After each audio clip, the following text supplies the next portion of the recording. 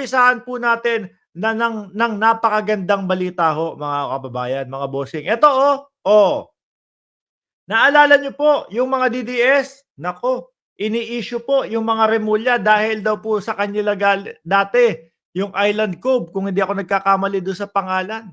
At kanila daw po sa mga remulya daw po yung pogo na nandoon po sa, saan ba 'yan?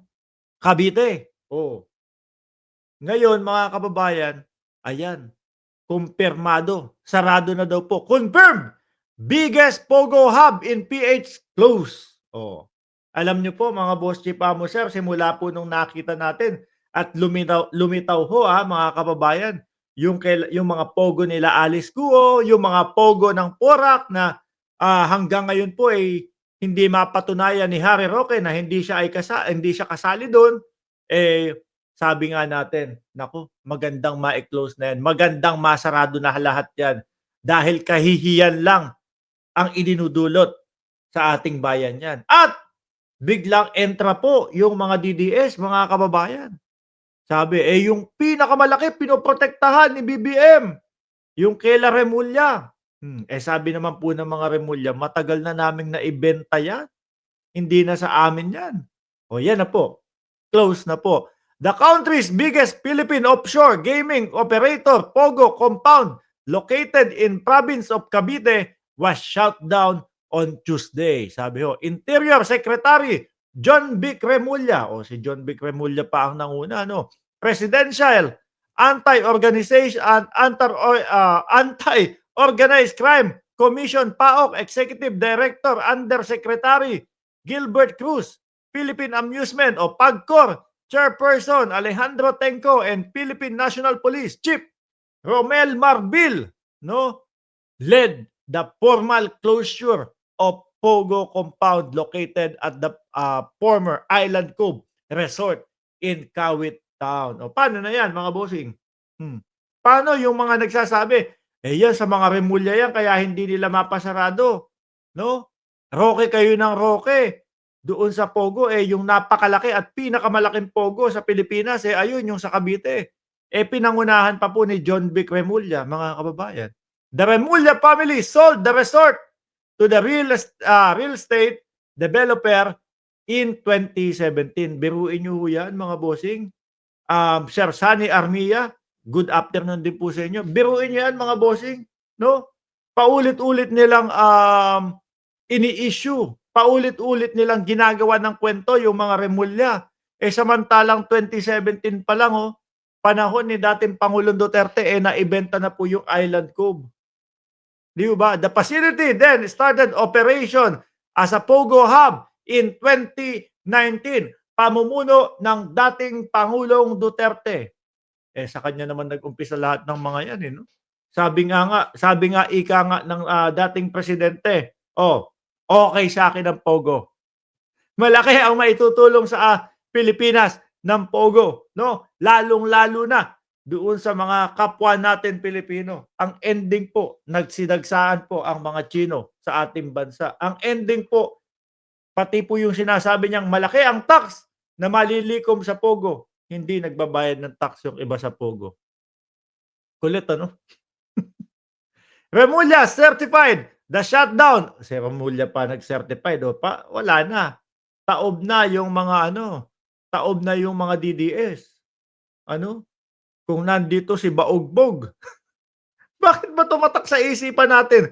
No, hindi na mawalay sa isip natin si Baogbog. Kahit hindi na uma-attend dito, kahit hindi na pumupunta, kayo hinahanap nyo si Baogbog. Ako, pati ako tuloy ngayon, panay Baogbog na din. Remulla certified the shutdown of the facility after the local government confirmed that it ceased operation on November 30. As promised, no?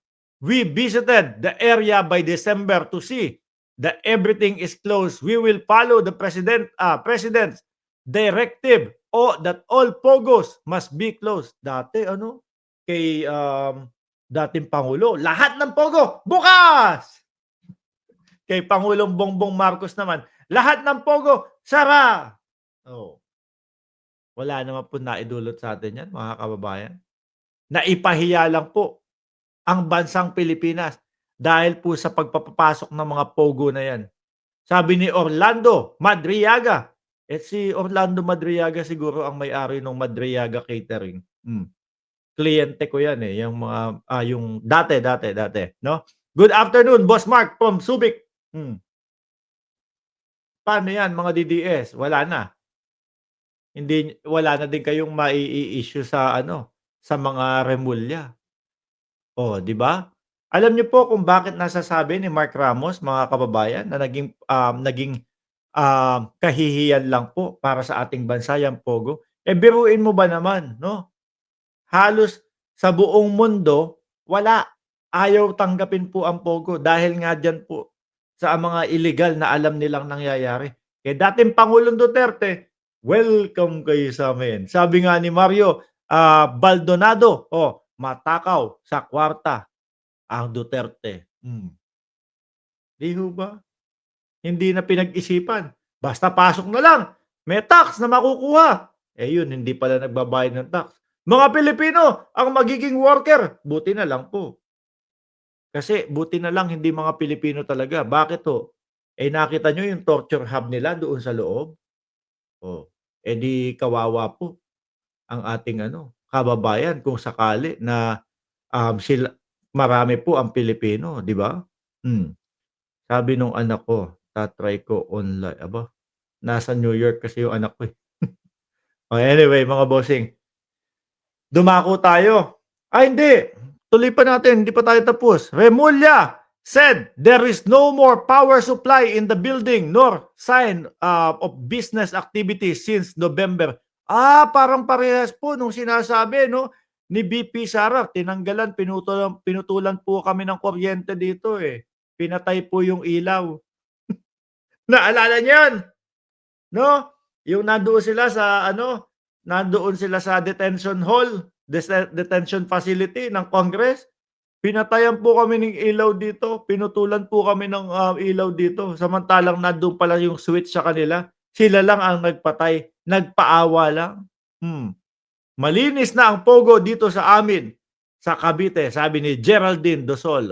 The pogo facility on the 33 hectares property is the biggest in the country with 30,000 employees, half of whom were Filipinos. The compound consists of 57 buildings including employees, dormitory, gaming hub, cafes, grocery, clinic, restaurants, spas, and beauty salon.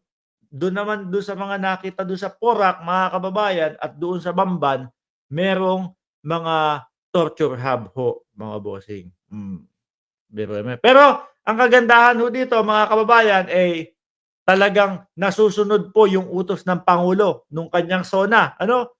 After 6 months, dapat wala ng pogo na mga pinagbubuksan ni Duterte. Ngayon, bagong Pilipinas, wala ng pogo. 'Di ba? Nandiyan na yung kaibigan natin at kumpare natin si Just Vincent. Shoutout sa iyo, Just Vincent. Tuloy natin ito, mga kababayan. Bukod sa pogo po na sinasabi at nakikita naman natin doon sa mga balita na ipinasok daw po ng mga Duterte, which is nakita naman natin, sabi ng Pangulo, 'di ba? Okay sa akin ang pogo. Kaya yun, nung panahon niya, nagsipasukan ng pogo. Ngayon naman po, mga bossing,